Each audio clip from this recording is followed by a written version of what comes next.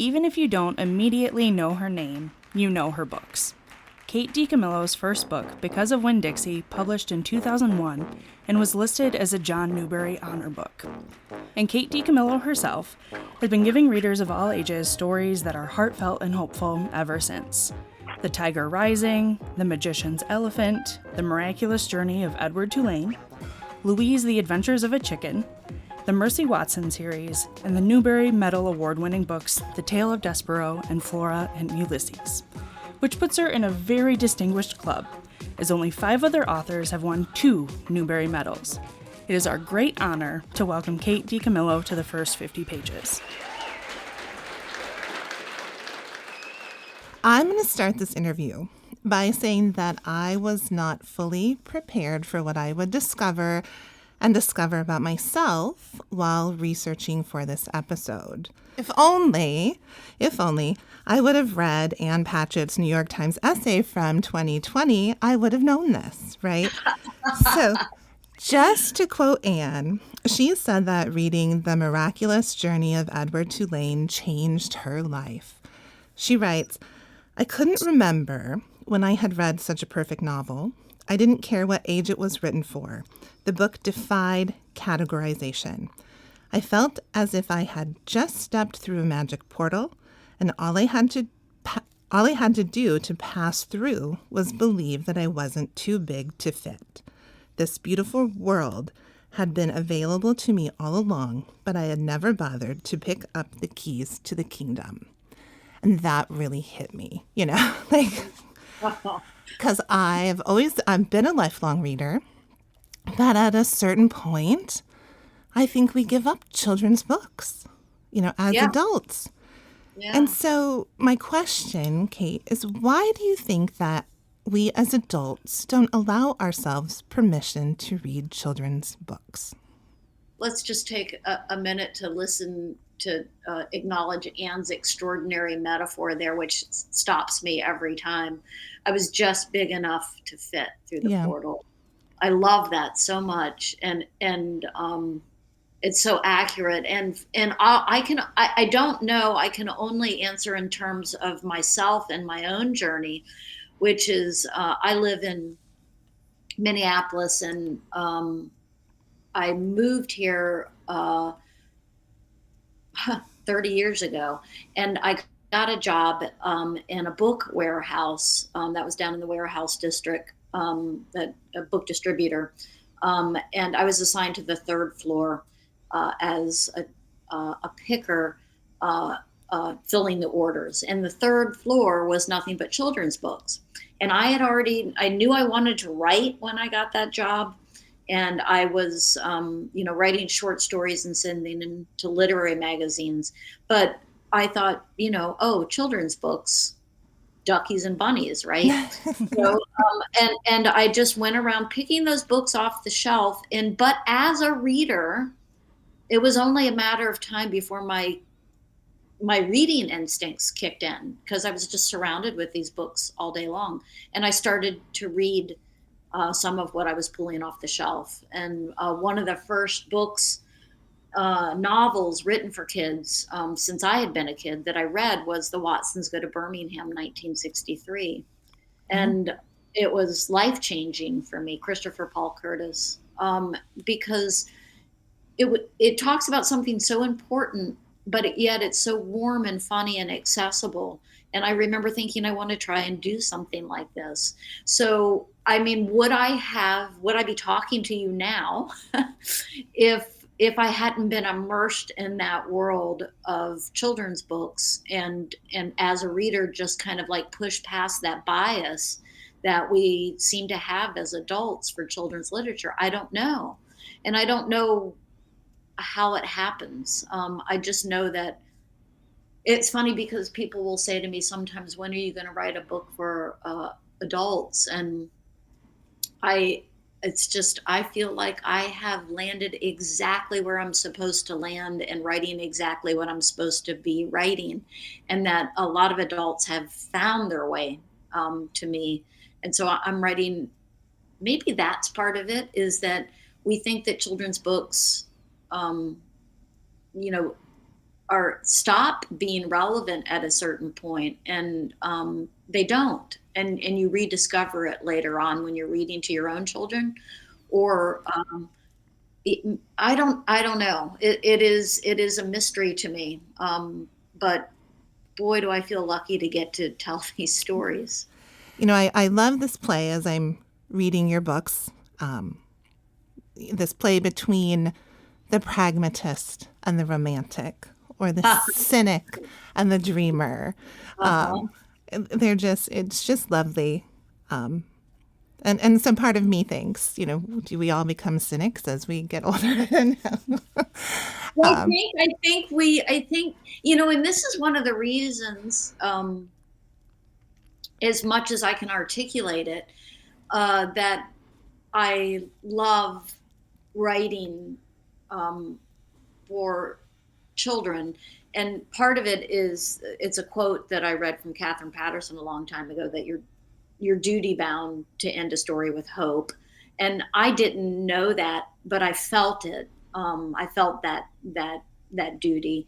And then the other thing that I'm so aware of, is that it lets me access what I think of as like a peripheral magic, and the only way I have to describe that is thinking about the borrowers. Remember the borrowers? Mm-hmm. Little people who live in the floorboards of your house, and it's that feeling that you have as a kid, that if you turn your head slowly enough, you're going to see something magical. So yes, we become more cynical. We forget that feeling of wonder and awe, and that if we move through the world with our eyes wide open, we're going to see something that's going to astonish us. I think that we put all that down as we age, because it hurts. Yeah. Yeah. If you watch a kid move through the world, I mean, I've watched it be 25 below zero, and a mother like getting a kid out of the car and going into the grocery store, and the kid sees something interesting on the ground and is looking at it when the wind is howling around and it's literally 25 degrees below zero. It's all interesting, it's all fascinating, it's all beautiful and awe-inspiring. And you're just so open to everything. And I think that children's books can take you back to that feeling. So you've got 2 new books this spring. Ferris, your latest book for middle readers, which the New York Times called in a recent interview a balm for the soul. Can you share with our listeners a little bit more about this story and how this book came to be? I had a very troubled relationship with my father. He died in the fall of 2019. And then on the last day of 2019, December 31st, which would have been my father's 91st birthday, my best friend, her daughter gave birth to a little girl named Rainey. And so I was looking at these pictures of this beautiful child welcomed into the world, surrounded by her parents, both sets of grandparents. And it was just like, wow, this kid is going to just never, she has just been loved from the minute she arrived. And it was so different than my dad's story on my dad's birthday, And I thought, what if I wrote a story about a kid that just was enveloped in family and love from the minute that she arrived? And that's Ferris. And so that was the inception. And it was also, in a odd way, a departure for me, because I'd never really written about a complete happy family before. And writing these stories for the last 25 years has given me something, connected me to so many readers and to so many people, and made me feel a part of the larger family of light and love. And so I was able to do this, to give this to this child, Ferris. So does that all make sense? It does. And I absolutely adored Ferris, and especially the characters in this book. They're just so, so good. You know, they're colorful, they're quirky, yet you know, want to know each and everything about them. And you really like come to care for all of them as you read. Pinky, oh my God. Every time she'd be on the page, I'd just be busting out laughing. So I'd be like, oh, geez, what's Pinky going to do now? She was fantastic. You know, and then Charisse and, you know, seeing the ghost, but just how she communicates with everyone in the family was so beautiful and touching. And just the dad reading the encyclopedia to calm his kids down, and just all of those little things you just latch onto and just so like, oh, I want to be a part of that family. Well, which is how I feel too. You know, it was, writing is hard for me. And I'm always like, oh boy, let me get through it. And this book was different in that way too, in that I was so sad to finish it because I wanted to stay with that family and in that house. So I mean, I got so invested, I even went to YouTube to listen to Mysterious Barricades that Billy Jackson plays on the piano throughout the book. I'm like, okay, I need to know what this is, and I need to go listen to it. And it was wonderful. The whole book was written to Angela Hewitt playing that song over and over again on the piano. And so it was like writing it while Billy Jackson played it, you know.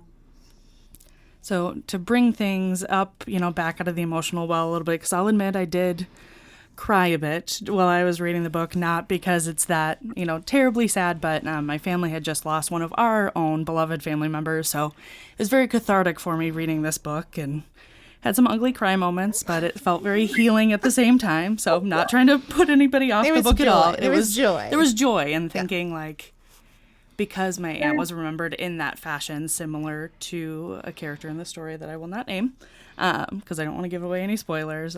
It was very cathartic. So. Oh, I'm glad. And you know, it's like I remember. I don't know how many times, because I rewrite so much, I typed those last words, and every time they devastated me in a good way. You know, I sobbed, only at the end, but again, and again, you know?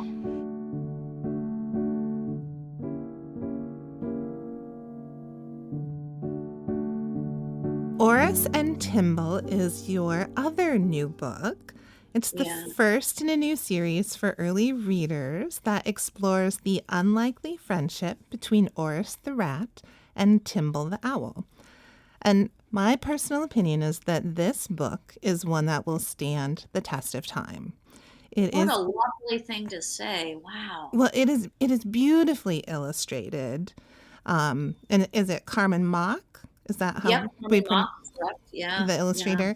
Yeah. Fun details and the themes of friendship, kindness, courage, and storytelling will leave young readers ready for the next book. And it's a book I think that adults will find joy in reading too.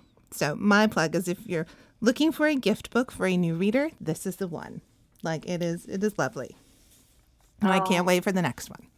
I just, this was totally, this is a pandemic baby, these characters. And I needed, I very consciously needed to comfort myself. And I very consciously was like, I need something like Frog and Toad. And Frog and Toad, nothing's ever going to be Frog and Toad. That is the Holy Grail. I understand it. But I wanted to get into that kind of feeling. And I consciously was like telling, you know, this story of these two friends as an homage to Frog and Toad and to comfort myself. So it really matters to me that you think that that it will last. Oh, I do. You know, kids love the Mercy Watson series, and it is so fun because you hand it to them and sometimes they're like, well, I don't know. And then I love when they come back and ask for more, you know, like I want the next one. I'm like, of course you do. I knew you would. You're like, I'm not going to tell you I told you so because you're a child, but I'm going to think it. But it's funny But with Mercy Watson, I remember when I wrote the very first one of those, and I sent it to my agent, and she said, "I don't know what this is, but I like it." And then she sent it to Candlewick, and they said, "We don't know what this is, but we really, really like it, and we'll figure out a way to make it work." And then what happened was, you people, librarians, are like, "Oh, we've been waiting for something like this because it kind of bridges the gap between, novel and easy reader." And so it was, you librarians putting it in kids' hands. Thank you. That's what made Mercy go. Well, and you even, write picture books. So one of my favorites is I mentioned it in the biography, even though it's probably not one that often gets mentioned in a biography, but Louise, The Adventures of a Chicken. I love it. But not so chicken. Yeah. Yeah, I love that book. But even, you have this beautiful picture book, La. I'm going to get the title wrong because I didn't write it down, but it's just one word, and it's this girl's kind of journey, and she's just singing to herself in French, and it's about friendship and so many lovely things. But there's really no words in the book, but it's a beautiful story. Yeah, it's that longing for connection, Yeah. And Jamie Kim's beautiful, beautiful art just like is deeply moving. And you're right. It's not, I mean, you can say I guess law, you can play the word law and Scrabble, so therefore it is a word. Um, but it's like, that's it. It's, it's more a syllable, and Jamie Kim's art turns it into this powerful, it was just that, trying to get to that connection, and what I love about La La La is that you know, a, a, a kid who cannot read can read that story to themselves Yeah. and feel that. Can we talk for a minute about the magic that comes to us when we first learn to read? And, what are the stories that you remember from your childhood that unlocked that magic for you? Yeah, in talking to my mother, um, and it's funny because I wish so much that I had been able to say this to her before she left. She died in 2019. And I, as I referenced earlier, struggled with phonics, and phonics were the way that we were taught to read. This is in 1970, 69 in Claremont, Florida. And I was a kid desperate to read, and I was presented with phonics, and it made no sense to me, and it terrified me. And I remember coming home and saying to my mother, I, I was like hysterical. I can't do it, and I need to do it. And she said, for the love of Pete, in her inimitable way, why don't you just calm down? And she gave me two wonderful messages here. Um, she said, you're smart. And that was great to hear that. And two, we'll figure out a way to work around it. And the implicit message there is everybody's brain is different, right? And so she used flashcards, and every day after school I would just come home and memorize the words. And so it was my mother who taught me how to read. And I don't know what maybe that's whole language approach. I don't know, whatever it is, it worked for me. And I remember it was Little Bear. I can never say her name, Elsa, with illustrations by Maurice Sendak. But I read that book, and I remember exactly where I was sitting, and I was like, this is it, man, out of my way, people, as Pinky would say. That was it. I knew it was what I needed. And that was the first book that I read on my own. And I thought, now, watch me go. And that's courtesy of my mom. And my mom was also so spectacular about taking me to the library all the time and buying me books. and just paying attention to me as a reader. So is there a particular way that you try to shape your stories, or do you even consciously do this or unconsciously do it, so that you can connect with young readers? Yeah, no, if I consciously tried to do it, I would mess it up terribly. I think it's the same way I feel about, you know, outlining. I can't figure out in advance what's going to happen. I can't think about, will this make X, Y, or Z reader happy. I can only kind of like get out of my own way and let the story tell me. I always feel like the story is smarter than I am. And so it's just that thing of putting down all of my defenses and following the characters in the story. Well, whatever you're doing, it's phenomenal, and I would just say keep doing what you're doing. whatever I'm doing, I'm the luckiest person in the world to get to do it. I mean, I say this to kids sometimes, that it is an astonishing thing to find what you're supposed to do in the world, right?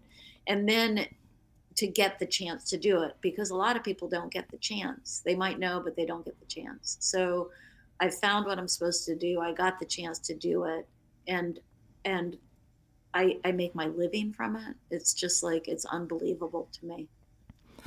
And you have been honored with so many accolades in your writing career, yet you continue to be accessible to readers, staying active on social media, inviting readers to book talks and events. And just a plug, there are more coming up, so check Kate's website. But in a sea of so many connections, what are the moments that stay with you?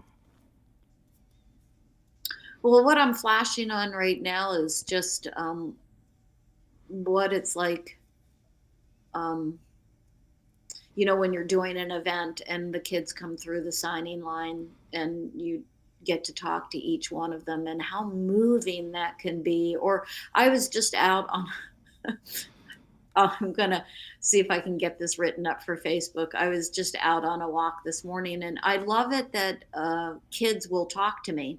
Um, and um, and a kid said to me, I just read, when are y'all going to air this? Because I want to tell the story on Facebook. It'll probably be at least a couple weeks. Okay. I just read that book of yours about the big lamp, he said to me. And I said, the big lamp? And he said, the big lamp hanging over the table. I said, oh, the chandelier. And he said, yeah, I read that book. And that kind of thing, that kind of connection, to be walking through the world, to talk to a kid who has read the book and remembers it as the big lamp book. What a wonder, it's just so much light, and connection. And, it just makes me feel like a part of things. So.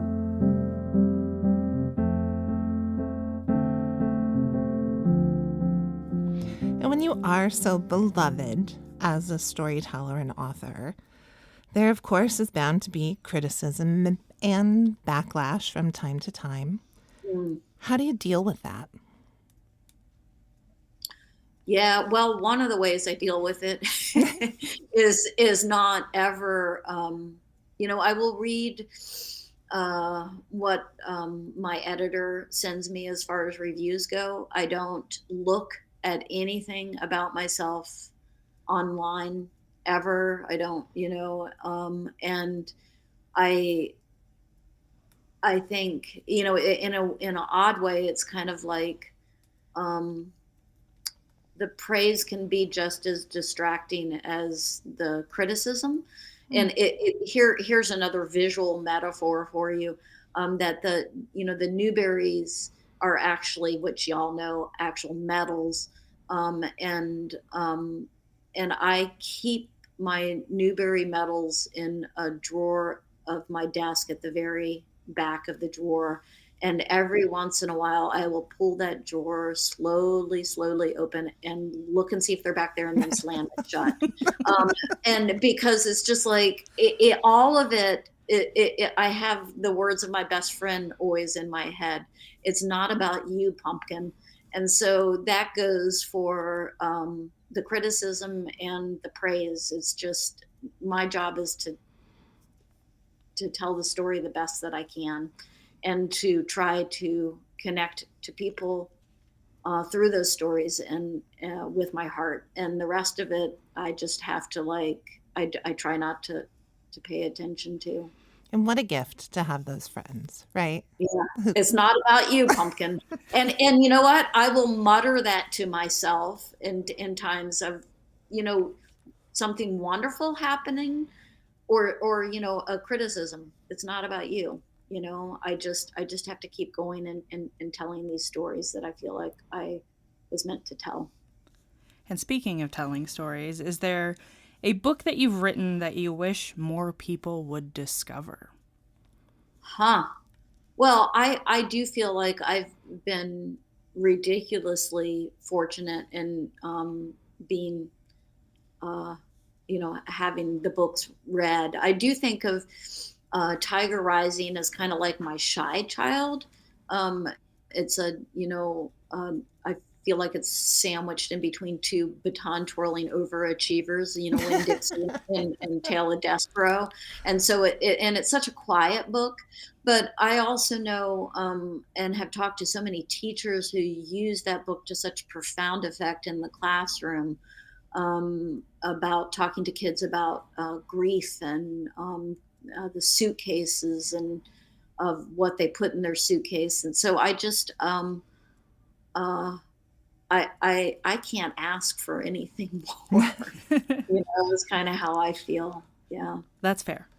And Yeah. kind of staying in that same vein, is there a book that you wish you had written? Oh, so many. Yeah. And those books that I love and that I come back to and that are like the,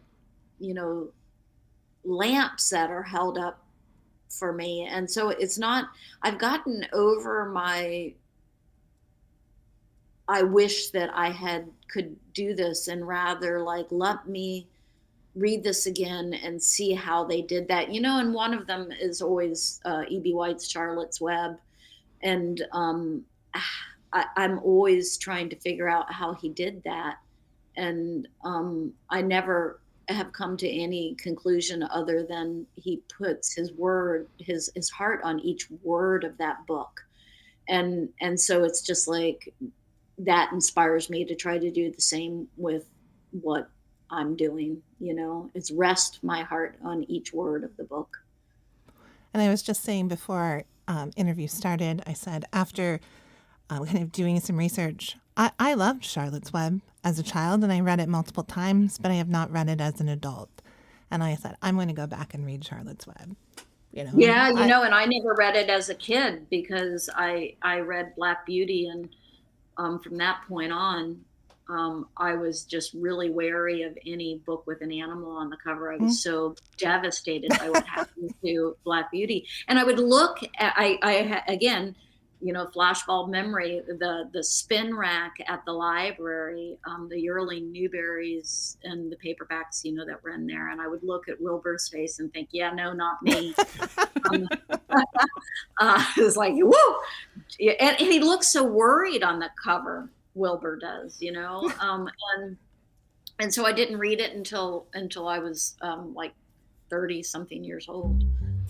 Well, Kate, thank you for taking the time to talk with us today, and for the work that you do to give readers the opportunities of connection. The world is a better place because of your stories, and I agree with the masterful Ann Patchett. We are better for reading them. Thank you. Yes, it's been really moving to talk to y'all. And I'm gonna go walk Ramona now and see if anybody else says anything about the Big Lamp book. Yeah.